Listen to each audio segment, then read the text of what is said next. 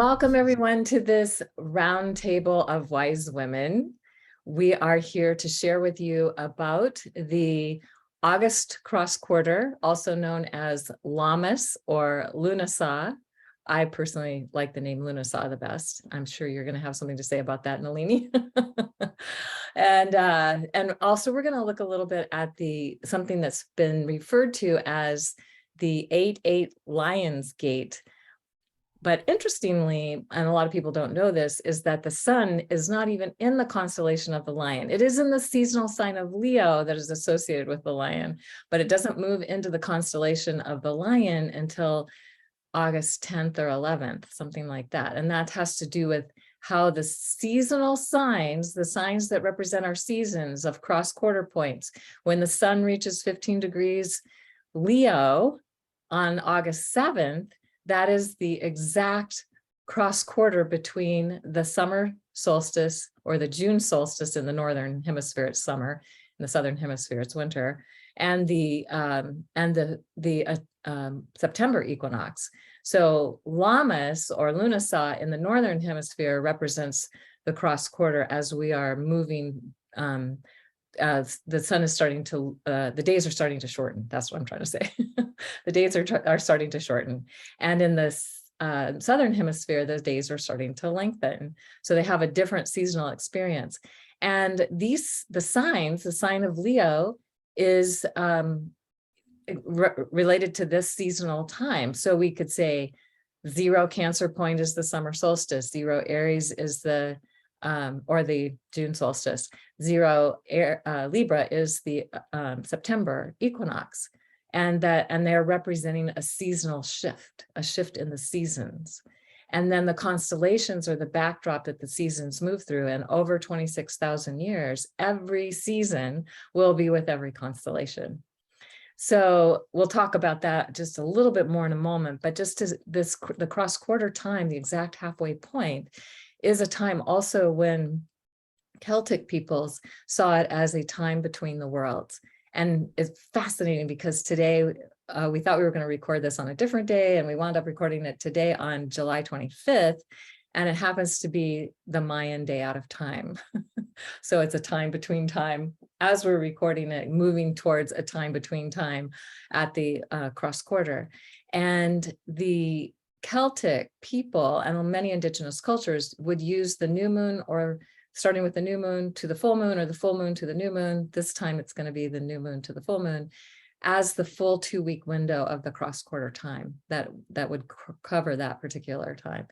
And of course, then many use the calendar. August 1st, August 2nd is often used as the cross quarter, but the exact astrological cross quarter is August 7th. And that's the exact between point between the solstice and the equinox.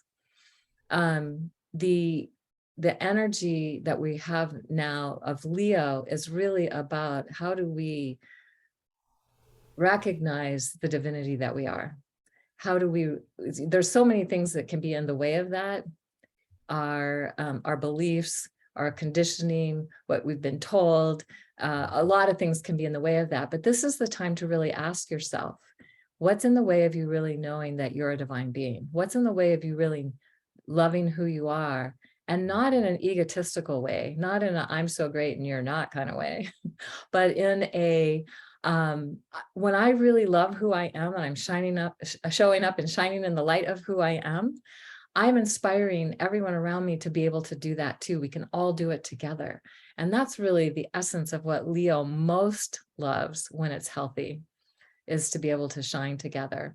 And so as we approach now the 8-8 gate that people like to talk about, August 8th, it's fascinating because it's a calendar date. And August was named after Augustus Caesar. July was named after Julius Caesar. The month of September should be the 7th month, and October should be the 8th month. But because Julius and Augustus wanted to have summer months celebrated named after them, they inserted their months in, and they kept the names for the 7th, 8th, 9th, and 10th, and 11th, and 12th month. The same, but they're not those anymore. So the calendar date is kind of, I don't know how to describe it other than to just say that it's made up. It's a made up date. Our calendar is kind of made up. It's like the first of the year, July 1st, January 1st is a made up date. It's not connected to a season. It's not connected to any specific cycle. It's just a date that they picked randomly that comes after the December solstice, but it's like several days after. So, okay, what were they thinking? Now, the gift of this calendar, I may have mentioned this before, is that we can connect based on being in different places around the world. So Sarah's in France, and she's at the end of her day. We're at the beginning of our day here. Nalini and I are at the beginning of our day. So, but we can say, hey, we're going to connect on this date at this time, and we can do that. And so the calendar does have its value. But what we really hope that many of you are getting by listening to this is that you're getting the sense of cyclical time, sacred time, how we are able to connect to certain timings that happen every year. And it just so happens that it's connected to our calendar time, August 7th being the exact cross quarter, and then August being the 8th month, and then the 8th day. And because the sun is in the sign of Leo, it's often called the 8-8 Lion's Gate. I think 8-8 represents double infinity. The number 8 is the symbol for infinity. So I like to call it the 8-8 infinity time gate. And so then we're in this, because we're also in the cross quarter, we're in this time between time, like when the veils are the thinnest between the worlds at a cross quarter point. And so those happen 4 times a year. And so that's where we're coming into right now. And so it's an exciting time to just be connected to that. Go outside and be with the sun, be with the earth, be with nature, and have intentions and see what's coming through, and pay attention to your dreams and things that might be giving you messages around this time, and especially around how are you loving yourself or not? And if you're not, what would it take for you to love yourself? What would it take for you to, maybe you already love yourself or you think you love yourself, but what would it take for you to love yourself even more? Okay, so, and then the last thing I want to share, and we'll talk about this more when Elizabeth can join us because she wasn't able to be with us today, is the sun is with, for a couple of things. So I mentioned this the last time. The sun is on the horizon on this day, the Mayan day out of time, with the star Sirius. So when the sun is rising right now for the next few days, the sun and Sirius are rising together. Now, the sun is over on this part of the horizon and Sirius is over on this part of the horizon, so they're not together. But even so, just because the sun is coming into the sky, you don't see Sirius, and Sirius will be rising as morning star as early as August 3 for where I live, mid-August for more northern locations. So the Egyptians saw that as a super important time because that would signal the flooding of the Nile. And so in the day, so it's fascinating to me that I think Jose Arguelles must have known that the sun and the Sirius were on the horizon, and it's only certain times in the 26,000 year cycle, lasts for quite a while, that the sun and Sirius will rise together. So we're getting Sirius energy transmitted to us via the sun. And then the sun is also going to catch up to Regulus this month. And that is the heart of the lion. It also connects to the Hall of Records. And so so just a little preview is what's going to come next, is we're going to talk about the sun with Regulus in the next time. So right now, I'm very excited to hand this off to my priestess sister, Sarah, who's going to tell us about the plant magic or the something magic, not sure what. Thank you, Kaylin. Yeah, thank you. Yeah, absolutely right. I'm not sure what either, but I have an idea of what I want to talk about. So listening to you, it's very connected, what you were talking about, and Leo and self-love in a very different way to what we are used to. And what I'm being asked to share with you all today is kind of personal. I don't mean that by it's kind of like all about me, but it's just like my own personal experience of this rather than something I've read in a book or all that kind of thing. I don't really have any extra information. But what I'd like to talk to you about is gold, the metal gold. And something happened to me, with me, a few weeks ago. And I'll talk about it in more detail in a second, but actually I came out of a priestess session being told to go and channel gold into a bowl of water. And I was like, what? I've never done anything like that. And it was very specific instructions. And I just followed them and it happened. And it was extraordinary. And one of the reasons I'm holding my bottle here is that I feel that this could be happening to others as well, and we don't understand it. A few months ago, I have a big affinity with rose quartz, and a few months ago, I spent my morning, just a very ordinary morning with my other half, sitting outside in the sun, having a cup of coffee. It was just something we were doing. It was very ordinary. And I could feel rose quartz in my energy field. It was all around me, and I was like, wow, I've never felt this before. It was like pumping out of me. And I was just like, wow. And I didn't do anything with it, and maybe I didn't need to, but I have a feeling that it was coming through me, and that, it could have been an opportunity to have done the gold kind of thing. I wasn't asked to do it. So my own experience with gold started many, many years ago when I made an essence with gold in the traditional way. I placed a gold ring in a bowl of water under the sun and left it there, and it actually went on for several years to be the most popular of my essences. And I was like, well, I don't really know what's happening here. And then one day one of my clients asked me, tell us the story of gold, Sarah, because I want to know why this essence is so special. And I was a bit embarrassed because I knew that it was going to be a very emotional story. And what I shared was that the ring that I had made the essence with was gifted to me, or given to me, by my partner Ian while I was miscarrying our daughter. So it's all a bit gory, but it was what happened. And he just came up to me and said, here's Nana's ring. She would know what to do. I don't know what to do. She would. So I was like, wow. And so when I told that story, people were like, now we know what's so special, because it was infused with that lineage wisdom. And it's very emotional, which is kind of cool. And so that was my first experience with gold. And then one of my clients, actually, her name is Sally Arthurs, if anybody wants to go and find her. She's actually now one of my team members. She actually works with gold. And this is what I've learned. I've been working energetically with gold via Sally for several years now. And what Sally has shared with me, and again, she's collecting this information from her own connections, because she channels the stars and things. She's quite amazing. Is that gold is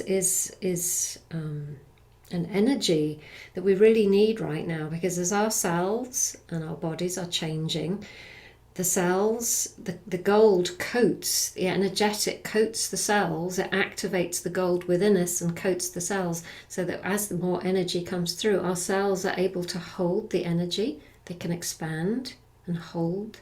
And so our bandwidth, it happens anyway, but it's kind of like without too much, it helps our bodies on a physical level to hold the energy.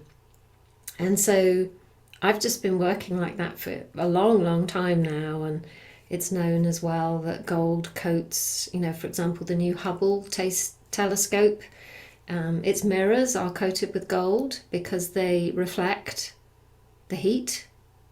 And so gold has extraordinary qualities. And so several weeks ago, when totally by chance, it was like, go outside. I started feeling gold. It just started seeping out of my body, and I was like, this has never, ever, ever happened to me before. I was here sitting at my computer, the most unlikely place on earth. And when I went out under the oak tree with my bowl, I felt kind of foolish. It was like, just sit down. And I felt all this gold just pour out of me into this bowl of water. And then afterwards, I felt so calm. And I was like, that, if I needed any proof, was it that my body was happy with the experience. So I don't know where this is going with me or for me. I feel I'm being guided to share it today because I think it might well be happening for others of us too. Whether we pour it into bowls of water or not, it doesn't really matter. It just happens to be a part of what I do, so it's a process that I understand. It may well just be for me, and that's cool if it is.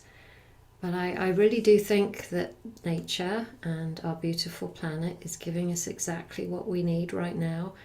And it's kind of what you were saying, Kaylin. I think we are so much more connected and magical and alchemical and amazing than we ever knew was possible. And when these elements ask to come and be part of the dance, it's privilege. Yeah. So it's a very golden time of year, and yeah, that's what I wanted to share. It's what gold wanted to share. So thank you.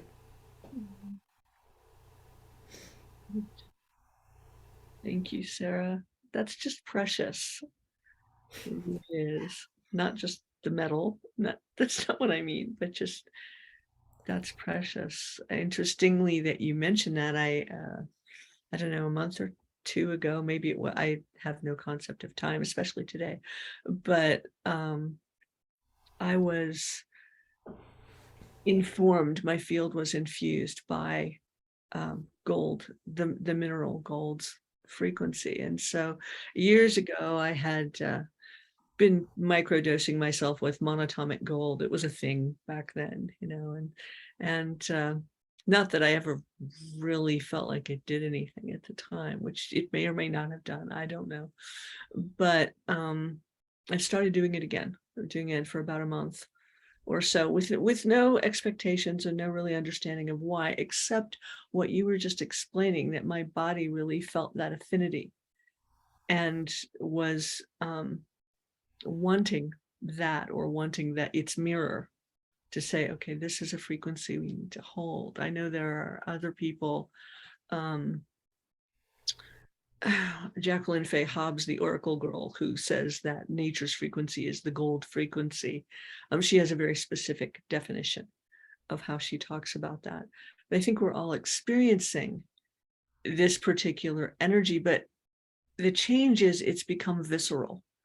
We are becoming embodiments of divine love, of source's love. And it comes through us in all our various configurations, whether it's our astrological configurations, those strands and limits and parameters, or whether it's how we relate with nature, which is so important right now, and how all of that flows through us. But it's all about the embodiment. And that's very Leo in its own way. And we're moving into this massive alignment in Taurus, Mars, Uranus, and the North Node conjunct in Taurus, which is right at the end of the month, which is bringing all of that into embodiment, all of us really into our bodies and into the body of the earth, of what's really going on here. Not let's look at the problems, but what's really happening. What is the alchemy, the magic? What are the shifts in vibration and frequency that are really happening through all of us and every one of the planets, not just ours, but we have our experience here. This is what we can feel and touch and sense. And we're still so sensorially oriented. We haven't, most of us, expanded our array much. But if we look at nature, the array is infinite. There's so much to be perceived. And maybe it does feel a little bit overwhelming, and it can feel overwhelming to the body. Our body can feel overwhelmed. I find that when that happens, to be calm, breathe, come into an essential nature like the gold essence or whatever works for us, but to come into that alignment. And then it's like, oh, that's not overwhelming at all. It's just moving through. It's exactly as we describe the cross quarters or the essences. I mean, Lughnasah is an interesting alignment. It's revered in the Celtic world, as are they all, but as the sloughing off, the releasing of whatever, the expression is what no longer serves, and the golding up, one could say, the lightening up, literally, of what does. And the whole world's in that process right now. The whole world is undergoing this transformation, this shift, what could be called a shamanic death, but it's also a rebirth at the same time. There's no ending without a new beginning. Nature is the best surrounding and permeating and all-encompassing example of that. And nature including the planets and the stars and all of us. So at this time, if there was anything, if there was any wisdom that any of us could share with you, I think it does come from the heart and from our embodied experience of this multidimensional frequency, the multidimensional feminine, some call it, because it's more nurturing and nourishing energy. It's not gender, it's about what comes through that is and always has been cherishing and sustainable for life, just life and consciousness. And there are ways, as we become more fluid, as we become more flexible, as we let go of, the rigid things that our egos think it's fun to believe, that we can flow with that and flow through all these hard encrusted bubbles of, belief, the concepts, the definitions, the this is this and that is that. Well, okay, great, maybe in someone's definition, but maybe this is what is really happening. It's certainly happening at the cosmic level. It's certainly happening in nature all the time. And it's certainly happening in our bodies. And this cross quarter is an opportunity. And this window, especially of the day out of time, the liminal time, the time between worlds, when the veils are thin. I'm not sure they're there anymore. But, when the veils are thin, is that it's for us to sense more. It's not, well, okay, who's accessing which numbered dimension today? It doesn't work like that. Okay. It's that we are these configurations of these strands of luminosity, of light, of love, whatever you want to call it, of creative energy and essence, that we are capable of bringing those through us in the moment, in any moment, as to what's needed, what's required. And there is always an absolutely appropriate energy in the moment, if we're willing to be open to it. And sometimes it's too much. But if we're willing, the more we're willing to be open to that and just move with it, instead of deciding, oh, that's this, and I'm going to box and label it today. Let's not. Let's just flow with that mystery, be that thing that humans call magic, and come into this embodiment. It's happening whether we want to align with it or not. And it's the least action pathway is to circumvent the resistance and simply go with the cosmic currents, the currents in nature that are happening. So for all of you, any of you that might be watching or listening to this, from our hearts to yours, please just listen. That's all you need to do. You're okay. It's going to be all right. So thank you, ladies. This was fun today. Thank you, everyone. And just a quick note, there in the show notes, there'll be links to Nalini has an article on Lughnasah that's really great, fun to read. So I recommend it. And Sarah, if you have anything, let me know. And then there's also, because I forgot to talk about the very rare Uranus North Node with Mars conjunction happening exact on July 31st and August 1st. And it is a resetting of Earth's destiny. It is also, we can claim that we're starting to relive in the pleasure paradigm, that the pleasure of the garden of earthly delight, the things that we have lost over time. So anyway, the link to that video will be there also. And yeah, and I love the gold piece. I was inspired to put on my mother's Rosicrucian cross this morning. And it's gold. It's made out of gold. So I'm like, I'm loving this. And that part too. So thank you so much. And looking forward to when we get to share with all of you again.